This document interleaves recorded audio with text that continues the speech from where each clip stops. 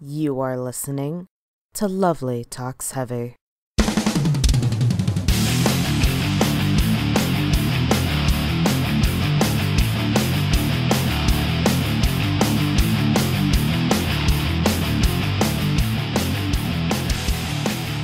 Hello, everybody, and welcome to Lovely Talks Heavy.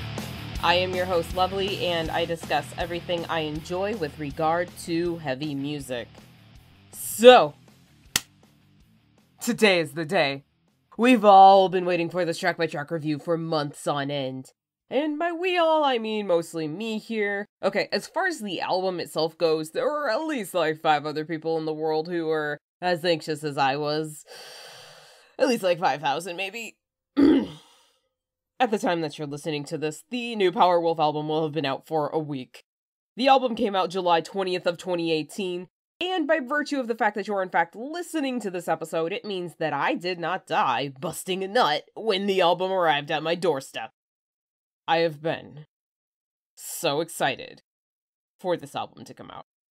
Just watching Powerwolf tease this so much on Instagram, I cannot explain the depths of the emotion that I was feeling from the anticipation alone. Okay, lovely, let's not talk in circles. So, we know that I've been craving the Sacrament of Sin for the longest time. I got my pre-order in on the 20th. I got the Priest Edition bundle. Which, if you've been paying attention to my podcast and or the Napalm Records online store, you'll know that this bad boy comes with a 3-CD album pack which includes the Sacrament of Sin, orchestral versions of the songs from Sacrament of Sin, and most interesting and new, cover versions of Powerwolf songs by other bands.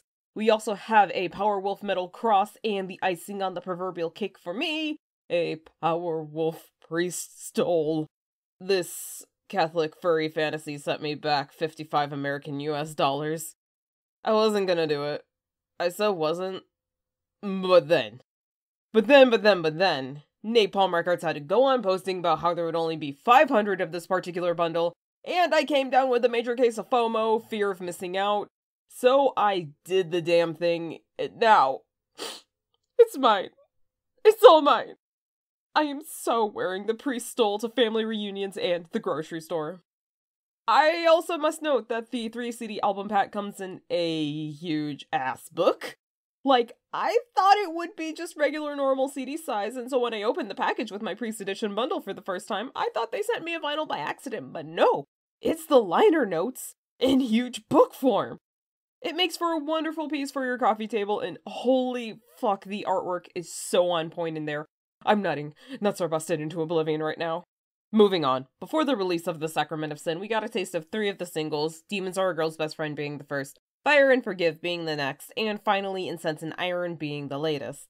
There's a joke in there somewhere about how Powerwolf loves song titles with "and" in the name. Incense and Iron, Amen and Attack, Fire and Forgive, Christ and Combat, Blessed and Possess, and those are just off the top of my head. So, listening to the singles and watching the music videos gave me huge hope and expectations for what the full album will deliver. In this track-by-track review, I'm going to go through each of the songs in the Sacrament of Sin and talk about any other necessary attachments like music videos or lyric videos and give each of the songs a rating out of 5. I am so gonna struggle to not give every single song 5 out of 5 and let my bias for Powerwolf show through. As far as this review goes, I'm not going to discuss the bonus albums, the orchestral versions, and the cover versions. I'm only going to talk about the Sacrament of Sin. I might do the others as a fun bonus somewhere down the line. Only time will tell. So, let's dive right in to the Sacrament of Sin.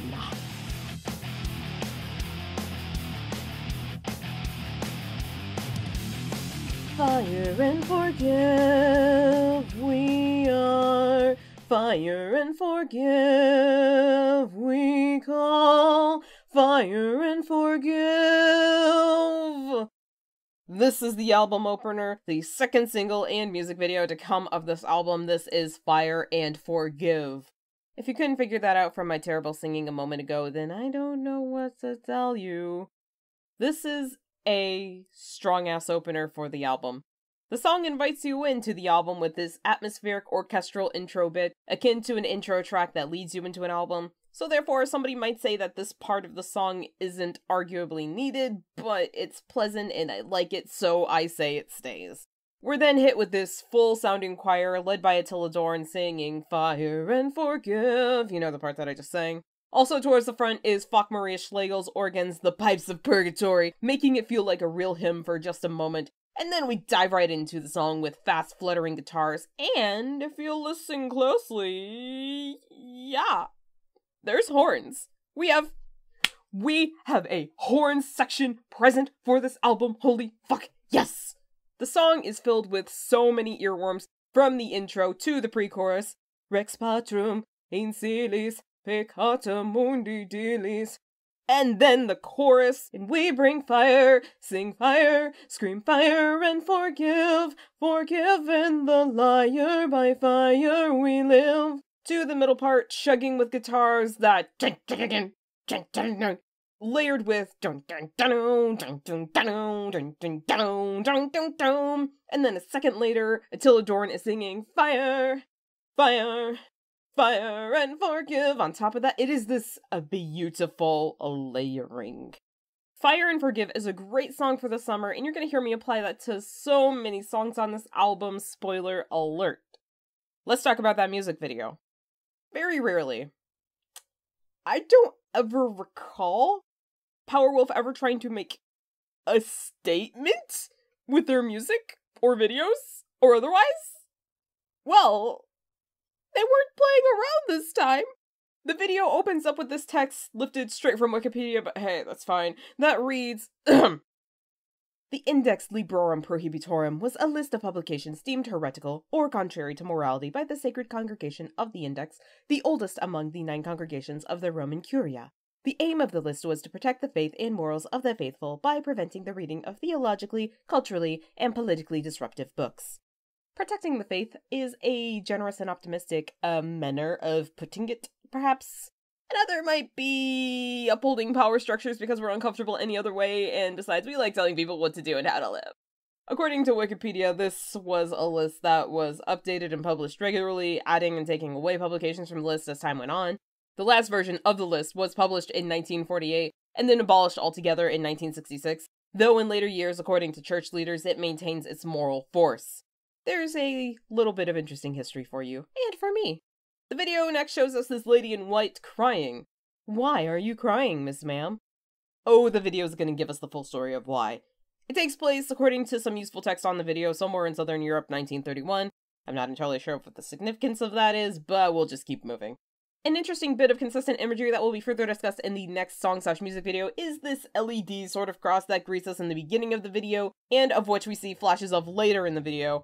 I'm gonna say that it's an obvious symbol for Christianity being the guiding light of life for some people, so much so it's like considered a default state, you know, you should follow the light of God, blah, blah, blah, blah. I mean, if you are actually Christian, then you would just be like, hey, this is the guiding light of life for me, which is cool. The story of the video shows the lady who we saw crying a moment ago being subjected to some treatment. Like being tied down and having the Bible shouted at her face, and then communion wafers lifted in an attempt to heal her. Like, it makes you feel uncomfortable, but then you come to the realization that, oh, they're showing this is a bad thing. Like, Attila and Falk Maria have starring roles as priests giving the scummy treatment to this lady, but the tone of the video makes it very clear and pretty well highlights Western Christianity's treatment and view of women, at least in the human social sense. We get flashbacks of her being baptized as a baby, in a sense, bound to God from birth, and then back to the present where she's bound to God? On a table? She's not having a good time at all. We get some more shots of her looking up to a cross on the wall, crying and reaching up to it, feeling betrayed by this treatment, like, isn't religion supposed to be preaching kindness and love and forgiveness?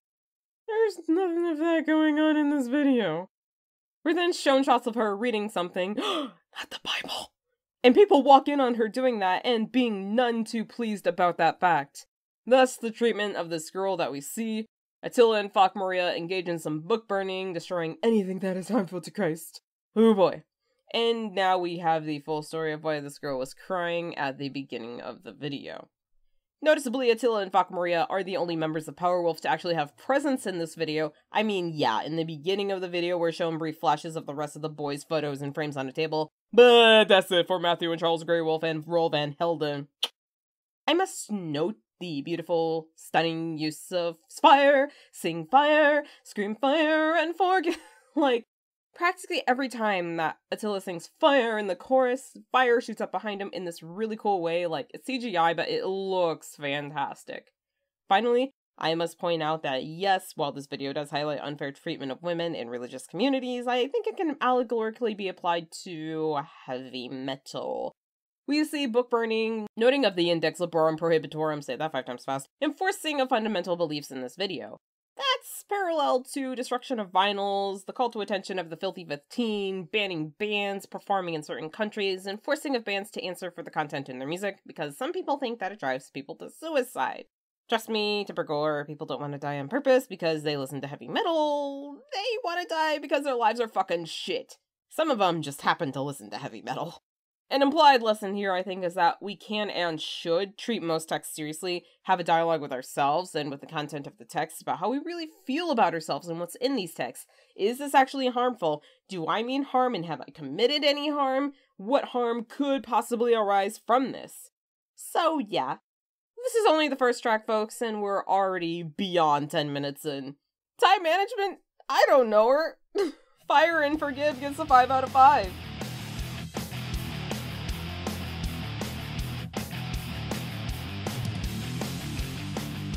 First single, first music video, second song on the album.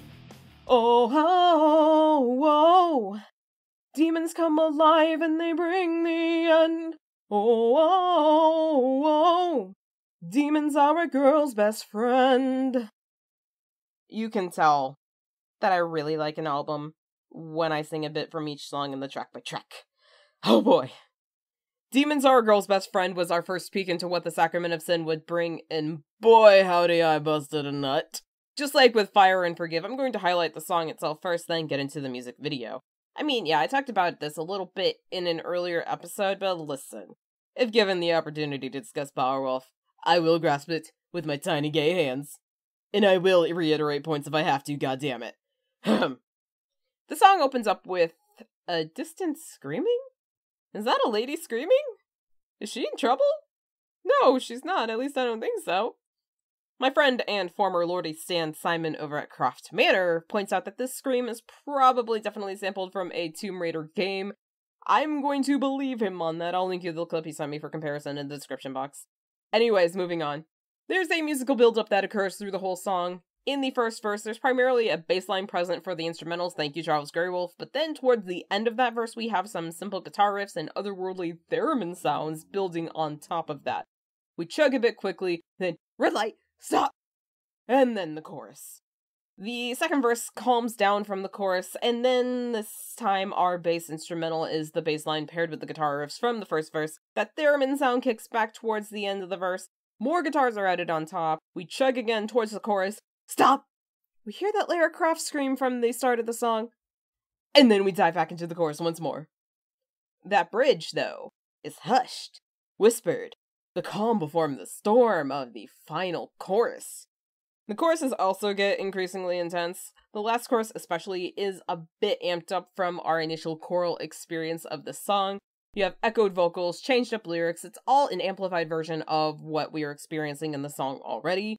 Like the final build-up of an orgasm. It feels weird using sexual metaphor to discuss music, but in this case it's entirely relevant to the lyrical content of the song. The song is called Demons Are a Girl's Best Friend, which, number one, is a play on words of the phrase Diamonds Are a Girl's Best Friend, and if it's not already, then I'm going to pretend that it is a callback a little bit to an early Powerwolf song, Demons and Diamonds, again, with the songs with and in the title, so yeah. So anyways, it's about sex-ish. It's in a sense. That's what the straightforward reading of it might suggest. But if you look more into the context of what the lyrics are saying, it's more of an illustration of an internal debate about resisting temptation and submitting to it. The verses of the song are all about bewaring girls of demons no matter what they want to do with said demons, like, no, you shouldn't, stop right there, it's not consensual sex if Jesus doesn't consent. But the chorus is like, yeah, I don't really care, come on demons, hello demons, oh yes demons, let's do this. The music video highlights the same sort of idea here. Number one, there's that LED cross in the beginning of the video up there, high up above a balcony in a church, again, using this symbol as the guiding light. We then have a lineup of sisters in Christ, nuns. Attila walks up and bewares these nuns against demons. Kind of like, you know, like they're nuns, so they should know this, but it kind of feels like when you're teaching your grandparents how to use the internet and have to explain to them that they shouldn't click on anything obnoxious and flashing because it's probably going to give the computer a virus. Like, it seems obvious to you, but it still has to be explained anyway. Attila's looking down on them, and the nuns are almost ashamed for thinking about having some nasty thoughts. We cut to the chorus, though, and it's a very different image that we see. These ladies are in their nethers, engaging with some demons in what looks like can be insinuated to be the church's basement, with red lighting in the room. You get the symbolism here. One thing I really love about this video is that in these scenes of the engaging with the demons, you mostly see overhead shots used, like, yeah, this is a pit of sun, we're having fun down here, so suck it. And in the balcony above all that action, Maria is playing the organ right under that LED cross, you know, up and up there, and then there, down there, obvious symbolism. Speaking of these organs, by the way, that is my favorite part of this whole song. I just want to sway my hips to these fucking pipes of purgatory, man. You listen to the song and you tell me that you don't want to too. I dare you. I don't care who you are. So anyways, back to the music video. By the end, we can clearly see that the ladies have fully submitted to temptation in that their nethers are decorated a little bit more in leather and bondage and satanic symbols. Only then, wait, hold on, we're shown once more that they're just kind of in their lineup, fully clothed in their nun outfits, and Attila is holding up a communion wafer as if, like none of this seems to have happened. Oh, but wait, what's more? The video kind of glitches as we get close-ups of the nuns' faces. It's because they were all fantasizing about it. About fucking demons. Every single one of them nuns was thinking about it. Hey. It's cool. We all do it. By the way, again, Attila and Maria are the only two Powerwolves to make an appearance in this video. Regardless of deep interpretations of the song / music video, it is a straight-up bop that I know we're gonna see in future Powerwolf setlists. It's a 5 out of fucking 5 for Demons Are a Girl's Best Friend.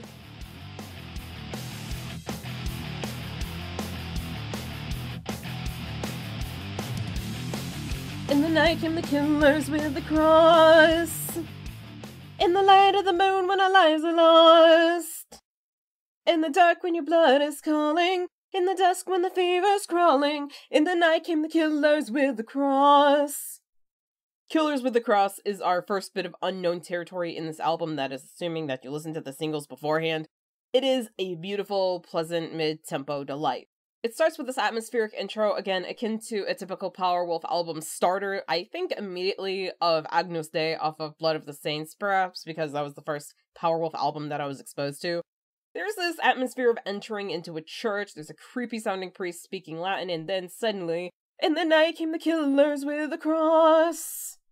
This whole song is a mid-tempo, gallopy, you're gonna hear me use that word a lot, gallopy experience, until we get to the bridge, which is just a hushed, whispered version of the chorus, and it feels kind of heartfelt. We get to the final chorus, and it takes the dial from 10 on over to 11. It's a good song. 5 out of 5.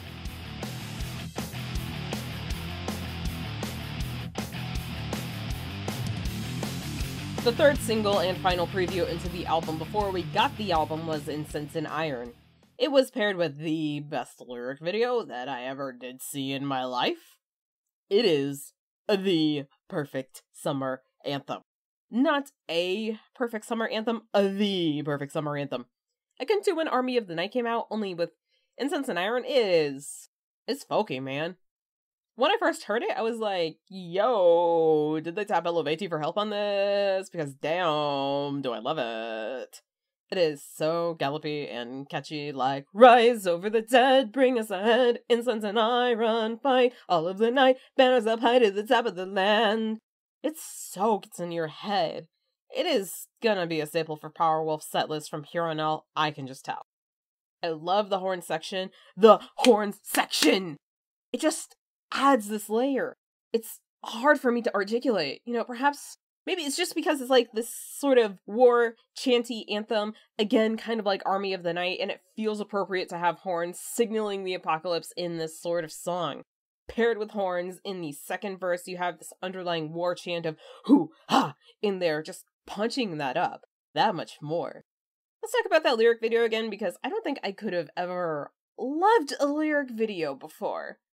Because, like, they don't need to be anything special. Like, their main purpose is obviously to show you what the lyrics are to a song, and maybe throw in some promotion for the upcoming album or tour dates or something. It's an evolutionary step up from people just uploading whole albums worth of songs and using Comic Sans for lyrics on a black background and losing bands so much money so super quickly, and then streaming came along, and YouTube figured out how to monetize shit. I mean, so long as I'm able to read the lyrics, I really don't care much otherwise. Then Incense and Iron came along and, oh boy, the level of artistry, of the art of work, of the advanced effects to make still images appear as they are moving. Holy fuck. I also love how the images during the verses are in black and white, and then once we reach the chorus, it's pew! Burst of color. You know, from this point on, I am not going to expect anything less from lyric videos than what Powerwolf delivered with Incense and Iron. If it's not this good, then automatically your lyric video is a flop. I'm so sorry about it. This is how it is now. I just love this so much. It's a good-ass song with good-ass lyric video, so 5 out of 5 for Incense and Iron.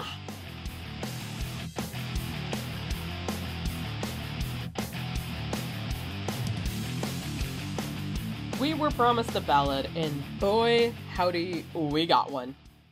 And we'll meet where the wild wolves have gone. Oh, we bleed in the Armageddon storm. I'm not immediately repulsed, as I normally am with ballads. Maybe that's my Powerwolf bio showing through, but shut up, let's just talk more about the song. You know, where the wild wolves have gone is heartfelt and vulnerable. It laments about fallen wolves in battle. So it's got a certain silliness, I'll say here, but it's one that's expected from Powerwolf themselves, and not from anybody trying to do a ballad ever. Ballads just tend to be this thing I want to cringe at because they're the same sort of thing over and over again. It's about love of some sort. It's always got this soft instrumental throughout until, like, the final chorus where the rest of the bands decide to, like, hey, we should probably play something. Maybe I don't lean toward ballads so much because by nature they're emotional pieces of art, and I like to pretend that I don't have any emotions. What really works for me with Where the Wild Wolves Have Gone is that the beginning and ending of the song show a noticeable difference in intensity, but there's also a noticeable transitional build-up to that final moment of intensity. In verse 1, you have a beautiful, soft atmosphere with only piano, not organs, accompanying the vocals. We get some soft, distant horns in there, and when we get to the first chorus, there's a full band instrumental, accompanied with an orchestra! Strings! It calms down before the second verse. We get some soft notes of bluesy guitar and light chanting that sends chills down your spine. Verse 2 has that piano, it has drums, that orchestra, and a wind section! Oh my god, this is the best album ever! And it all builds up to the second chorus once more. We get a heartfelt guitar solo, you know, the kind that makes you just want to get on your knees and tear your shirt open, that kind. We get into the final chorus, and by this point, the horn section is in full force. Ugh! I love that shit. I think it makes a lot of sense for Powerwolf to make a ballad, because I think it fits naturally in with the kind of sound that they have. And to have an added symphonic layer on top of all of that makes it pop even more. My one critique of the song, though, has to be that I wish it were at the end of the album. Just because it's this lull in what is an album that is full of fast, energetic, intense anthems. And it would have been great for this to take you out of the album, but it's just like right there in the middle. Regardless, that doesn't take away from how good the song is. Where the Wild Wolves Have Gone is a 5 out of 5.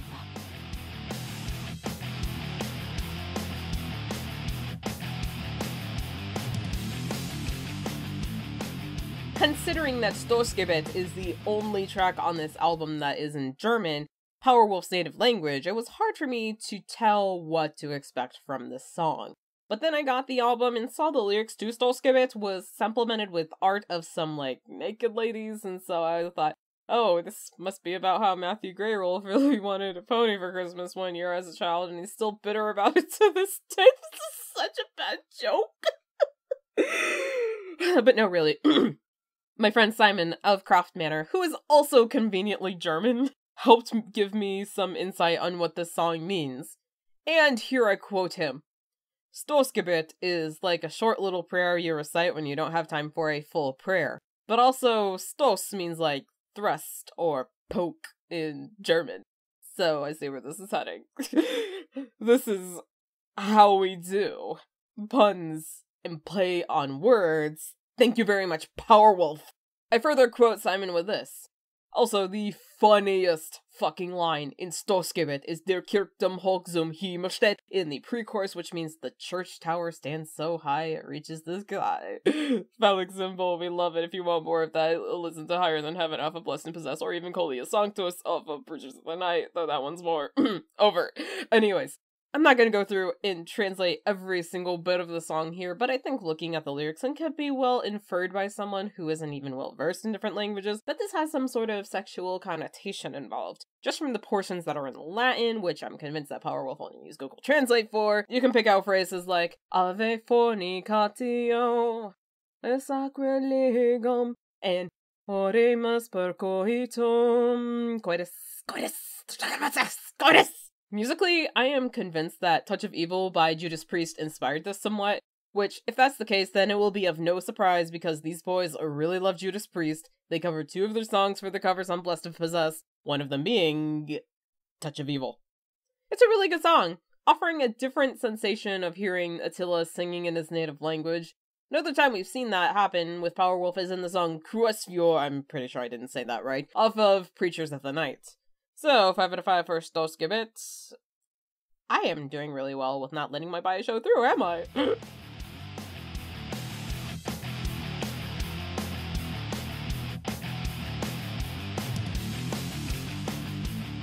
Nightside of Siberia, Siberia, and the morning's far. Nightside of Siberia, Siberia, and the morning is far. I fucked that up. This is another fun one for the live set list, perfect for the summer. You know what, in fact, I would love to see this album performed top to bottom live, but realistically, I mean, they'll probably never do that because there's a lot of bops in the Powerwolf discography and people will riot if they don't get to hear We Drink Your Blood. So, I understand. But hey, Powerwolf, if you want to adopt me and become my new uncles and play my 30th birthday party, just let me know. We can set that up. We have a few years. Anyways, Nightside of Siberia, but it's pronounced Siberia, and here is super fun to sing along to. You can pump your fist along with it. It has a singularly lyric simple chorus, but simple does not mean bad. Here, it really gets stuck in your head in a pleasant way. The pre-chorus, too. Attila is really working his goddamn pipes off, like, he's trying to reach keys that only ducks, and here, hey, which is fitting because it's about this band's called Powerwolf, with fire before the enemies can see, fire before the morning. Musically, the chorus makes me think of that part in Guardians of Asgard by Amon Amarth, you know, dun, dun, dun, dun, dun, dun, dun, dun. From the way the guitars gallop, you know, that gallopy guitar part. I really should learn some music terminology. There's not a lot else to say other than 5 out of 5 for Nightside of Siberia, Siberia.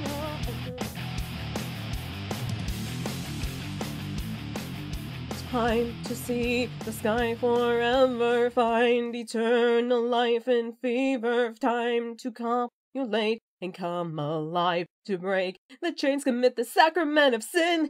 Title track time! The Sacrament of Sin has a full-bodied instrumental that I feel like I could just swim through. It is so beautiful and nearly overwhelming physically speaking, like, it feels like my body is trying to absorb this song, but it can't handle the sheer density of it, and my body is collapsing as a result. But listen, in this track-by-track review, this is a good thing. It is so speedy, so fast, so supercharged that you can barely process it You have to listen to it at least a few times to get the full scope of the musical moments that are happening in here. You have a guitar that brings you in with a and when it gets into super speed mode, you get this screeching guitar solo on top of that intro.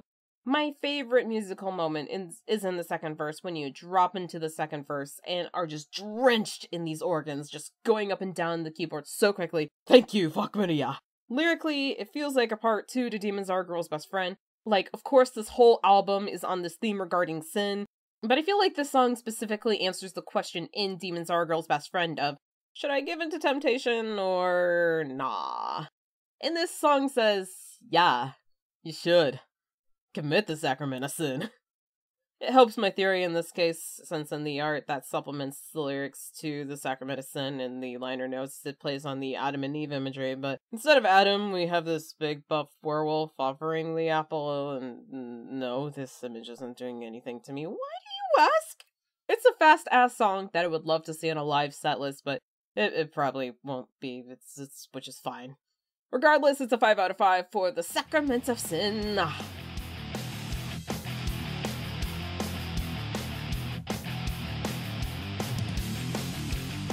We've got another supercharged anthem. I mean, at this point, it's clear that this is a sort of baseline expectation for what Powerwolf can deliver, but still, I am never not impressed. Venema Venus. Oof, it's intense. I hope they play it live. Of course, I would love to see it not on YouTube and, in an actual live setting, so maybe if they come to the US, I could do that. Anyways, so, Venema Venus. It just smacks you in the face with this immediate Latin version of the chorus. It's akin in sound and style, again, to how Army of the Night did the same kind of thing, just slapping you in the face. It's also a greedy little song because it gets 2 guitar solos, one after the second chorus and another after the bridge. I know I already said that I would love to see the song performed live in summer set list, but really, I think it would be perfect for a live show for Powerwolf, with how infectious that melody is, just as infectious as the Venema Venus that is discussed in the song, like, we are the cursed, we came from fire and ice, we are the first to kill the sinner for lies, we are the blessed, we crave the venom of Venus for life, all alive. We are the sword, we tame the fire, the flame, we hail the Lord, we fear no rebel, no pain, we are possessed, we have the venom of Venus in veins. And there's this background chanting of, hey, hey, hey, after the mentions of the Venema Venus in the chorus. Like, I can honestly see Attila pumping his fist up to encourage the audience to do the same. And I sang that much of the song because I hope, before me pointing it out here, that you would pick up on the callback to Blessed and Possessed. We are the blessed, we crave the venom of Venus for life. We are possessed, we have the venom of Venus in veins. I just love that callback. If that was a purposeful callback, nice. If they didn't do that on purpose, well, now that they can pretend that they did. I can't stop jamming the song. Venema Venus is obviously a 5 out of 5.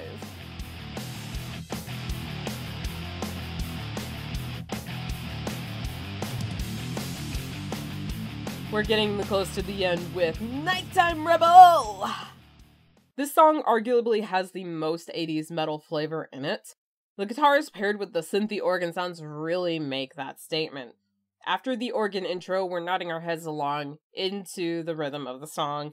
And while that rhythm is established, there's a guitar solo, and during the choruses, the lead guitar just sort of does its own thing. I love how the song feels like ascension as you approach the chorus. The horns really help that build up towards the chorus too. Nighttime Rebel gets a 5 out of 5.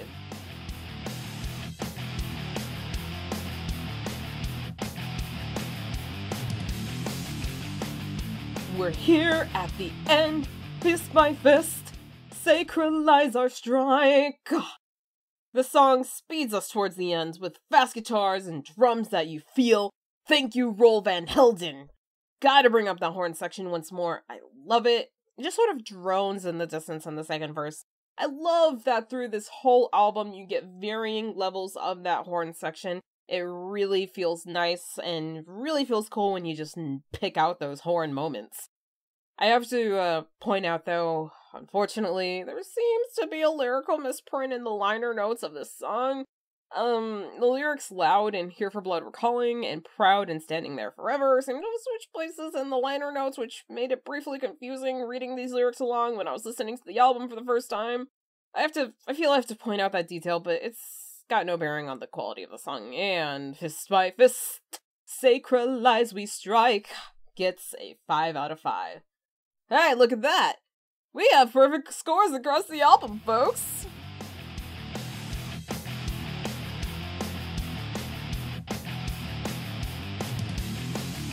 Overall, this album is packed to the brim with intense and/or speedy anthems, save for Where the Wild Wolves Have Gone, all perfect for a future Powerwolf setlist, especially for the summer. The whole album is just tied together nicely with some good musical details, like the nut-worthy horn section. I love that shit. It's also tied together with this concept of sin touched upon in most of the songs. The album's called The Sacrament of Sin, and so I would hope they try to do something with that thematically. Let's review the album details on Napalm Records' website. I turned to this specifically to get hyped up before the album's release, before the singles releases, and to gather some sense of expectation. The site reads, Powerwolf entered Fascination Street Studios in Örebro, Sweden, starting in January 2018 to work on their 7th manifesto together with renowned producer Jens Bogren, who also worked with Opeth, Arch Enemy, and Amon Amarth. The result is brimming with the Germans' trademark sound, and yet the band have recorded their boldest and most adventurous album to date. Where the Wild Wolves Have Gone even marks the first ballad in Powerwolf history, whereas The Nightside of Siberia does the exact opposite and turns out to be one of the heaviest tunes the 5-piece have ever written. Incense and Iron simply must be part of every future setlist with its folky nature and anthemic catchiness, and epic single Fire and Forgive brilliantly melts infectious melodies into timeless, heavy shredding. The Sacrament of Sin overwhelms both with sophisticated songwriting and sheer aggression, and proves once more why Powerwolf are the one and only true high priests of heavy metal. So, let's review here. The result is brimming with the Germans' trademark sound, and yet the band have recorded their boldest and most adventurous album to date. I think Powerwolf did manage that without a doubt.